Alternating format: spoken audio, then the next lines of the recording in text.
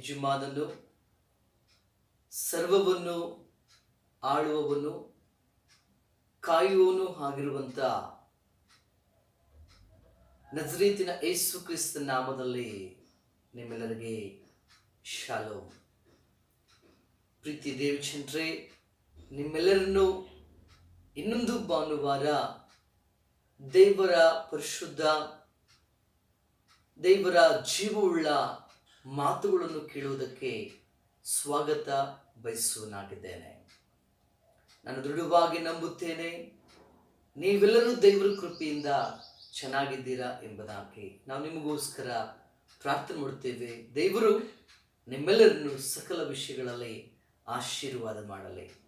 ದೇವರಿಗೆ ಸ್ತೋತ್ರ. ನಿಜವಾಗ್ಲೂ ನಾವೆಷ್ಟು ಭಾಗ್ಯವಂತರು, ಧನ್ಯರು ನಾವಾಗಿದ್ದೇವೆ.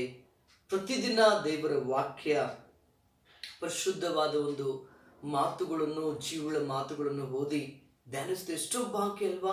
ಮತ್ತು ಈ ಒಂದು ಭಾನುವಾರ ದಿನದಂದು ಸಹ ನಾವು ದೇವರ ವಾಕ್ಯವನ್ನು ಓದಿ ಧ್ಯಾನಿಸೋದು ಎಷ್ಟೋ ಭಾಗ್ಯ. ಬನ್ನಿ, ಈ ದಿನದ ಧ್ಯಾನಕ್ಕಾಗಿ ಆರಿಸಿಕೊಂಡಿರುವಂತ ವೇದ ವಾಕ್ಯವನ್ನು ನಾವು ಓದಿಕೊಳ್ಳೋಣ. ಕೊಲೆಸದವರಿಗೆ ಬರೆದ ಪತ್ರಿಕೆ 1ನೇ ಅಧ್ಯಾಯ 16-17 ವಚನ ನಾನು ನಿಮಗೋಸ್ಕರ ಓದುತ್ತೇನೆ. ಭೂಪರಲೋಕಗಳಲ್ಲಿರುವ ದೃಶ್ಯವಾದವುಗಳೆಲ್ಲವೂ, ಸಿಂಹಾಸನಗಳಾಗಲಿ, ಪ್ರಭುತ್ವಗಳಾಗಲಿ, ದೊರೆತನಗಳಾಗಲಿ, ಅಧಿಕಾರಿಗಳಾಗಲಿ ಆತನಲ್ಲಿ ಸೃಷ್ಟಿಸಲ್ಪಟ್ಟವು. ಸರ್ವವು ಆತನ ಮುಖಾಂತರವಾಗಿಯೂ ಆತನಿಗೋಸ್ಕರವಾಗಿಯೂ ಸೃಷ್ಟಿಸಲ್ಪಟ್ಟಿತು. ಆತನು ಎಲ್ಲಕ್ಕೂ ಮೊದಲು ಇದ್ದವನು, ಆತನು ಸಮಸ್ತಕ್ಕೂ ಆಧಾರಭೂತನು ಎಂಬುದಾಗಿ. ದೇವರಿಗೆ ಸ್ತೋತ್ರ. ದೇವರು ತನ್ನ ಜೀವಳ ಮಾತುಗಳ ಮೂಲಕವಾಗಿ ನನ್ನನ್ನು ಒಟ್ಟಿಗೆ ಮಾತಾಡುವಾಗೆ ಪ್ರಾರ್ಥಿಸೋಣ. ಕಣ್ಣುಗಳು ಮುಚ್ಚಿ ಶಿರಗಳು ಭಾಗಿಸಿ ಪ್ರಾರ್ಥಿಸೋಣ. ಪರಿಶುದ್ಧವಾದ ನಮ್ಮ ದೇವ, ನನ್ನ ವಾಕ್ಯವನ್ನು ಓದಿದ್ದೇವಪ್ಪ. ನನ್ನ ಪರಿಶುದ್ಧ ಜೀವುಳ್ಳ ಮಾತುಗಳನ್ನು ಓದಿದ್ದೇವೆ. ಈಗ ನನ್ನ ಮಾತುಗಳ ಮೂಲಕವಾಗಿ ನಮ್ಮೊಟ್ಟಿಗೆ ಮಾತಾಡು. ನೀನೇ ಮೈಮೆಂದಿಕ್ಕೋ. ಇದು ನನ್ನ ಮಾತುಗಳೆಲ್ಲ ನನಗೇನೂ ಅಲ್ಲ ಸ್ವಾಮಿ, ಎಲ್ಲವೂ ನೀನೇ ಅಪ್ಪ.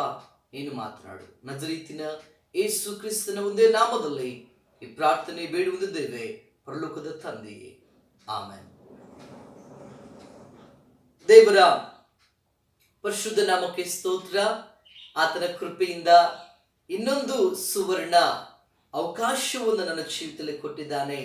ಇನ್ನೊಂದು ಸಾರಿ ನಿಮ್ಮ ಮುಂದೆ ದೇವರ ವಾಕ್ಯದ ಮೂಲಕವಾಗಿ ಬರುವ ಹಾಗೆ. It's A great blessing in my life. Okay, ದೇವರಿಗೆ ಸ್ತೋತ್ರವಾಗಲಿ. ಪ್ರೀತಿಯ ದೇವಚಂದ್ರೇ, ಮತ್ತು ಈ ದಿನ ಒಂದು ವಿಶೇಷವಾದ ಒಂದು ಆತ್ಮೀಯ ಪಾಠವನ್ನು ನಾವು ಕಲಿತ್ಕೊಳ್ಳೋಕೆ ಹೋಗ್ತಾ ಇದ್ದೇವೆ. ಆ ಒಂದು ಪಾಠದ ಶಿರೋನಾಮ ಏನೆಂಬುದು ಹೇಳುವಾಗ, ಯಾಕೆ ದೇವರು ಮನುಷ್ಯನನ್ನು ಭೂಮಿಯ ಮೇಲೆ ಜೀವಂತವಾಗಿಟ್ಟಿದ್ದಾನೆ. ಯಾಕೆ ದೇವರು ಮನುಷ್ಯನನ್ನು ಭೂಮಿಯ ಮೇಲೆ ಜೀವಂತವಾಗಿಟ್ಟಿದ್ದಾನೆ?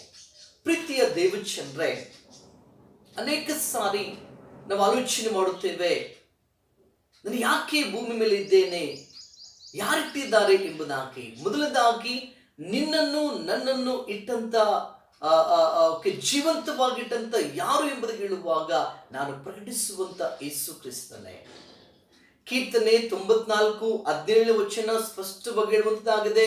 ಓಕೆ, ಭಕ್ತನಲ್ಲಿ ಹೇಳ್ತಾ ಇದ್ದಾನೆ, ದೇವರೇ ನಿನ್ನ ಸಹಾಯ ನನಗಿಲ್ಲದೆ ಹೋದರೆ ಎಲ್ಲಿಗೆ ಹೋಗ್ತಾ ಇದೆ? ನಾನು ಸಮಾಧಿಗೆ ಸೇರುತ್ತಾ ಇದೆ ಎಂಬುದಾಗಿ. ಪ್ರೀತಿಯ ದೇವಜನವೇ, ನಾನು ನೀನು ಈ ದಿನ ಜೀವಂತವಾಗಿದ್ದೇವೆ ಎಂಬುದು ಹೇಳುವಾಗ ನಮ್ಮನ್ನು ಜೀವಂತವಾಗಿಟ್ಟಂತ ದೇವರೇ ನಮ್ಮನ್ನು ಜೀವಂತವಾಗಿಟ್ಟಿದ್ದಾನೆ, ಯಾವುದೂ ಅಲ್ಲ. ಸೊ ಆತನಿಗೆ ಅಧಿಕಾರ ಇದೆ. ನಮ್ಮಲ್ಲಿರುವಂತ ಜೀವನ ತೆಗಿಬಹುದು, ನಮ್ಮಲ್ಲಿರುವಂತ ಜೀವನ ಆತನು ಇಡಬಹುದು. ಹಾಗಾಗಿ ಇನ್ನೂ ನಮ್ಮನ್ನು ಜೀವಿತರ ಸಂಖ್ಯೆಯಲ್ಲಿ ಇಟ್ಟಿದ್ದಾನೆ ಎಂಬುದು ಹೇಳುವಾಗ ಯಾರು ಅಲ್ಲ, ದೇವರೇ ಆತನು ಇಟ್ಟಂತ ದೇವರು ಆತನಾಗಿದ್ದಾನೆ. ಮತ್ತು ನಾವು ಯಾಕಿದ್ದೇವೆ ಎಂಬುದಾಗಿ ಅನೇಕ ಸಾರಿ ಪ್ರಶ್ನೆ ಅಲ್ವಾ? ಯಾರಿಟ್ಟಿದ್ದಾರೆ ಎಂಬುದಾಗಿ ಮೊದಲದಾಗಿ ದೇವರೇ ಇಟ್ಟಿದ್ದಾನೆ. ಯಾಕಿಟ್ಟಿದ್ದಾನೆ? ಕಷ್ಟಪಡುವುದಕ್ಕೋಸ್ಕರ ಇಟ್ಟಿದ್ದಾನ? ರೋಗದಲ್ಲಿರುವುದಕ್ಕೋಸ್ಕರ ಇಟ್ಟಿದ್ದಾನ? ಅವಮಾನಗಳನ್ನು ಸಹಿಸೋದಕ್ಕೋಸ್ಕರ ಇಟ್ಟಿದ್ದಾನ? ಕಣ್ಣೀರಿನ ಜೀವಿತ, ಸಾಲದ ಜೀವಿತ ಅಥವಾ ಬೇರೆ ಬೇರೆ ಕೆಟ್ಟು ಹೋಗಿರುವಂತ ಜೀವಿತವನ್ನು ಜೀವಿಸೋದಕ್ಕೋಸ್ಕರ ಈ ಭೂಮಿ ಮೇಲೆ ಇಟ್ಟಿದ್ದಾನ? ಯಾಕೆ ಇಟ್ಟಿದ್ದಾನೆ? ಪಾಪ ಮಾಡೋದಕ್ಕೋಸ್ಕರವಾಗಿ ಇಟ್ಟಿದ್ದಾನ? ಮೋಸಕರವಾಗಿ ಜೀವಿಸೋದಕ್ಕೋಸ್ಕರವಾಗಿ ಇಟ್ಟಿದ್ದಾನ ಎಂಬುದಾಗಿ ಅನೇಕ ಪ್ರಶ್ನೆಗಳು ಪ್ರೀತಿ ದೇವಚಂದ್ರೆ ನಮ್ಮಲ್ಲಿ ಏನು ಉತ್ತರ ಹಾದು ಹೋಗ್ತಾ ಇರ್ತವೆ. ಸೊ ಅನೇಕರಿಗೆ ಈ ಸತ್ಯಾಂಶ ಗೊತ್ತಿಲ್ಲ. ನನ್ನನ್ನು ಈ ಭೂಮಿ ಮೇಲೆ ಜೀವಂತವಾಗಿಟ್ಟವರು ಯಾರು? ನಾನು ಪ್ರಕಟಿಸುವಂತ ಯೇಸುವೆ, ಆತನ ಮೂಲಕವಾಗಿ ಉಂಟು ಮಾಡಿದೆ. ಇಲ್ಲಿ ವಾಕ್ಯ ಹೇಳ್ತಾ ಇದೆ, ಸರ್ವವು ಆತನ ಮುಖಾಂತರವಾಗಿಯೂ ಆತನಿಗೋಸ್ಕರವಾಗಿಯೂ ಸೃಷ್ಟಿಸಲ್ಪಟ್ಟಿತ್ತು, ಆತನ ಮೂಲಕವಾಗಿ ಉಂಟು ಮಾಡಿದೆ. ಬೈಬಲ್ ದೇವರು, ಸತ್ಯವೇ ದೇವರನ್ನು ಉಂಟು ಮಾಡಿದ್ದಾನೆ ತಾಯಿ ಗರ್ಭದಲ್ಲಿ. ಸೊ ಆತನು ಈ ಲೋಕದಲ್ಲಿ ಇಟ್ಟಿದ್ದಾನೆ. ಬೇರೆ ಯಾವುದಕ್ಕೋಸ್ಕರವಾಗಿ ಅಲ್ಲ. ಇದನ್ನ ಕಲ್ತ್ಕೊಳ್ಳೋಣ, ಯಾವುದಕ್ಕೋಸ್ಕರವಾಗಿ ಇಟ್ಟಿದ್ದಾನೆ. ಮತ್ತು ಅನೇಕರು ಜೀವಿತದಲ್ಲಿ ಆತನ ಉದ್ದೇಶವನ್ನು ತಿಳ್ಕೊಳ್ಳಾರದೆ, ಆಲೋಚನೆ ತಿಳ್ಕೊಳ್ಳಾರದೆ, ಜೀವನದ ಒಂದು ಉದ್ದೇಶವನ್ನು ತಿಳ್ಕೊಳ್ಳಾರದೆ ಜೀವಿತವನ್ನು ಹೇಗೋ ಜೀವಿಸ್ತಾ ಇರ್ತಾರೆ, ಅಥವಾ ವ್ಯರ್ಥವಾಗಿ ಅವರು ಜೀವಿತವನ್ನು ಕಳ್ಕೊಳ್ತಾ ಇರ್ತಾರೆ. ಎಷ್ಟೋ ಜನಕ್ಕೆ ಈ ಸತ್ಯಾಂಶ ಗೊತ್ತಿಲ್ಲ. ಆದ ಕಾರಣ ದೇವರ ಮಗನ, ದೇವರ ಮಗಳೇ, ಇದನ್ನ ಕಲ್ತ್ಕೊಂಡ ದೇವರು ನಿನ್ನನ್ನು ಯಾಕೆ ಭೂಮಿ ಮೇಲೆ ಇಟ್ಟಿದ್ದಾನೆ? ಕಷ್ಟಪಡೋದಕ್ಕೋಸ್ಕರವಾಗಿ ಅಲ್ಲ, ಕಣ್ಣೀರು ಸುರಿಸೋದಕ್ಕೋಸ್ಕರವಾಗಿ ಅಲ್ಲ, ಅವಮಾನಕರವಾಗಿರುವಂತ ರೋಗದಲ್ಲಿರುವಂತ ಜೀವಿಸೋದಕ್ಕೋಸ್ಕರವಾಗಿ ಅಲ್ಲ, ಅಥವಾ ಮೋಸಕರವಾಗಿ ಪಾಪಕರವಾಗಿ ಜೀವಿಸೋದಕ್ಕೋಸ್ಕರವಾಗಿಲ್ಲ. ಯಾಕಿಟ್ಟಿದ್ದಾನೆ ಎಂಬುದಾಗಿ ಹೇಳುವಾಗ ಪ್ರೀತಿ ದೇವಚಂದ್ರೆ, ಮೊದಲನೇದಾಗಿ ಏನು ಗೊತ್ತಾ ಯಾಕಿಟ್ಟಿದ್ದಾನೆ? ಮೊದಲನೇದಾಗಿ ನೋಡುವಾಗ ಮನುಷ್ಯನು ದೇವರ ಸ್ವರೂಪ. ಮನುಷ್ಯನನ್ನು ಆದಿಕಾಂಡ 1ನೇ ಅಧ್ಯಾಯ 26ನೇ ವಚನದಲ್ಲಿ ನೋಡುವಾಗ ಅಲ್ಲಿ ವಾಕ್ಯ ಹೇಳುವಂತದ್ದಾಗಿದೆ. ನೋಡಿ, ನಿಮಗೋಸ್ಕರ ಓದ್ತೇನೆ. ಯಾಕೆ ದೇವರು ಇಟ್ಟಿದ್ದಾನೆ? ಮೊದಲನೇದಾಗಿ ನಾವು ತಿಳಿದುಕೊಳ್ಳೋಣ. ಆದಿಕಾಂಡ 1:26 ನೋಡುವಾಗ, ಆಮೇಲೆ ದೇವರು ನಮ್ಮ ಸ್ವರೂಪದಲ್ಲಿ ನಮ್ಮ ಹೋಲಿಕೆಗೆ ಸರಿಯಾಗಿ ಮನುಷ್ಯರನ್ನು ಉಂಟು ಮಾಡೋಣ ಎಂಬುದಾಗಿ. ಸೊ ಮೊದಲನೇದಾಗಿ ಮನುಷ್ಯನು ದೇವರ ಸ್ವರೂಪ, ಅದಕ್ಕೋಸ್ಕರವಾಗಿ ದೇವರು ಇಟ್ಟಿದ್ದಾನೆ. ಒಂದು ಸಾರಿ ಒಂದು ರಾಜ್ಯದಲ್ಲಿ ಬಹಳ ಬರಗಾಲ, ಊಟ ಮಾಡುವುದಕ್ಕೂ ಅಲ್ಲಿ ಊಟ ಸಿಗುತ್ತಾ ಇಲ್ಲ, ಹಣ ಇಲ್ಲ, ಆ ರೀತಿಗಿದೆ. ಸೊ ಇಬ್ರು ಒಂದು ಫ್ಯಾಮಿಲಿ ಅಲ್ಲಿ ಇದೆ, ಭಯಂಕರವಾಗಿರುವಂತ ಒಂದು ಬಡತನದಲ್ಲಿರುವಂತ ಫ್ಯಾಮಿಲಿ. ಆ ಕುಟುಂಬಕ್ಕೆ ಯಾವುದು ಆಧಾರ ಇಲ್ಲ. ಆದ್ರೆ ಆ ಕುಟುಂಬಕ್ಕೆ 2 ಮಕ್ಕಳಿದ್ರು. ಆಗ ಆ ಮಕ್ಕಳನ್ನ ಮಾರಿದ್ರೆ ಅವ್ರಿಗೆ ಇನ್ನು ಕೆಲವು ದಿನಗಳು ಜೀವಿಸಬಹುದು, ಅಥವಾ ಹೊಟ್ಟೆಗೆ ಊಟ ಸಿಗುತ್ತೆ.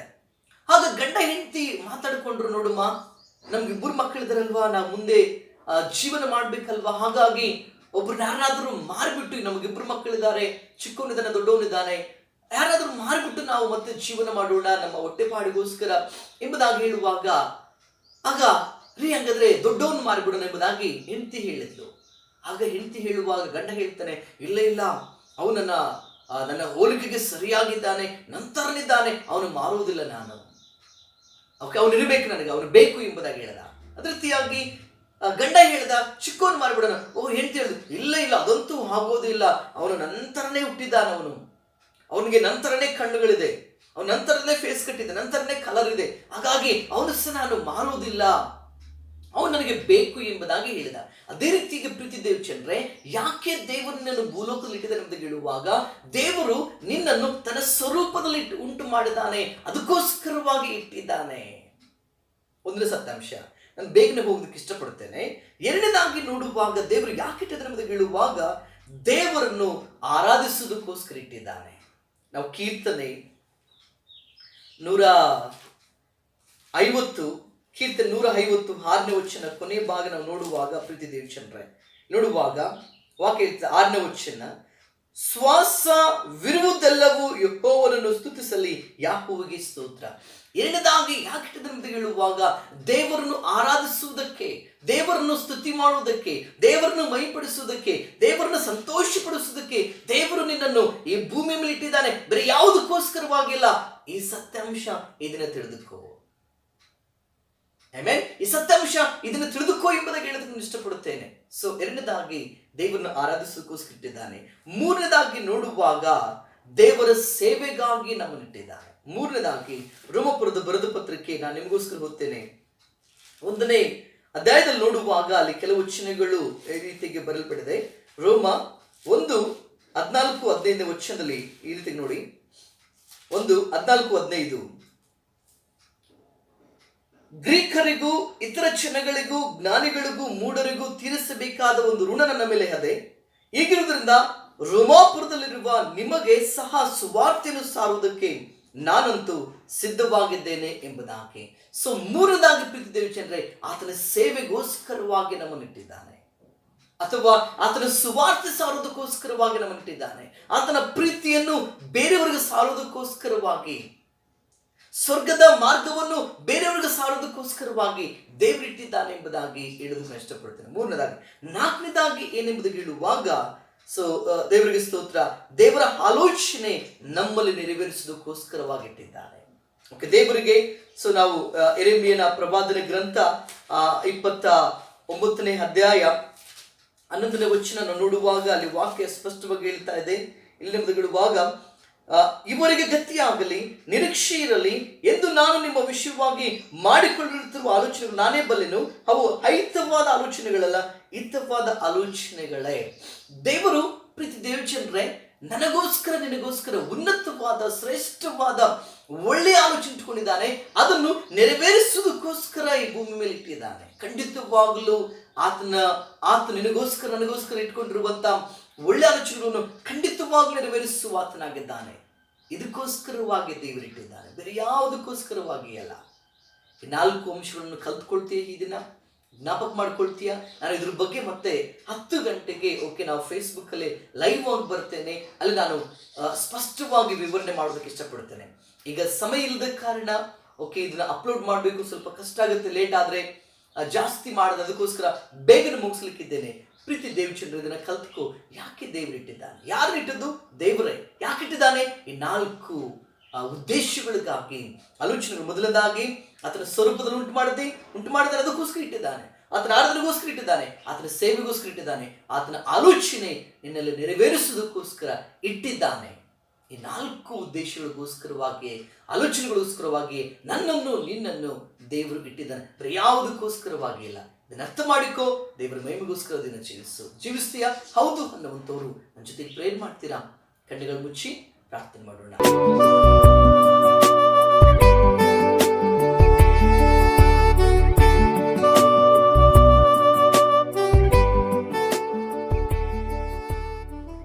ಪರಿಶುದ್ಧವಾದ ನಮ್ಮ ದೇವರೇ, ನನ್ನ ವಾಕ್ಯದ ಮೂಲಕವಾಗಿ ನಮ್ಮೊಟ್ಟಿಗೆ ಮಾತಾಡಿದೆಯಪ್ಪ. ಹೌದು ದೇವರೇ, ನಮ್ಮನ್ನು ಈ ಭೂಮಿಯಲ್ಲಿ ಇಟ್ಟದ್ದು ಯಾಕೆ ಎಂಬುದಾಗಿ ದೇವರೇ ನಮಗೆ ಸ್ಪಷ್ಟವಾಗಿ ಹೇಳಿಕೊಟ್ಟಿದ್ದೆ. ರಕ್ಷಕ ಈ ಸತ್ಯಾಂಶವನ್ನು ಅರ್ಥ ಮಾಡಿಕೊಂಡು ಇದಕ್ಕೋಸ್ಕರವಾಗಿ ನನ್ನ ಇಟ್ಟಿದ್ದಾನೆ ದೇವರು, ಇದನ್ನು ಮಾಡಬೇಕು ಎಂಬುದಾಗಿ ದೇವರೇ ಪ್ರತಿಯೊಬ್ಬರ ಜೀವನಗಳಲ್ಲಿ ಕರ್ತನೆ ಅಳವಡಿಸಿಕೊಳ್ಳುವಂತ ಕೃಪೆ ಕೊಡಪ್ಪ. ಬಿದ್ದ ವಾಕ್ಯ 100ರಷ್ಟು ಫಲಿಸಲಿ, ನಿನಗೆ ಮಹಿಮೆ ಆಗಲಿ. ಯೇಸುವಿನ ನಾಮದಲ್ಲಿ ಆಶೀರ್ವದಿಸಿ ಪ್ರಾರ್ಥಿಸಿ ಬಿಡುತ್ತೇನೆ, ಪರಲೋಕದ ತಂದೆಯೇ, ಆಮೇನ್. ದೇವರ ಆಶೀರ್ವಾದವನ್ನು ಹೊಂದಿಕೊಳ್ಳೋಣ. ತಂದೆ ದೇವರೇ, ನನ್ನ ಪ್ರೀತಿಯು, ಯೇಸು ಕ್ರಿಸ್ತನ ಕೃಪೆಯು, ಆತ್ಮನ ಐಕ್ಯದ ಸಮಾಧಾನ ಶಾಂತಿಯು ಈಗಲೂ ಯಾವಾಗಲೂ ನಮ್ಮ ಮೇಲೆ ಸದಾ ಕಾಲ ನೆಲೆಯಾಗಿರಲಿ ಸ್ವಾಮಿ. Amen, amen. Thank you. God bless you all. Amen.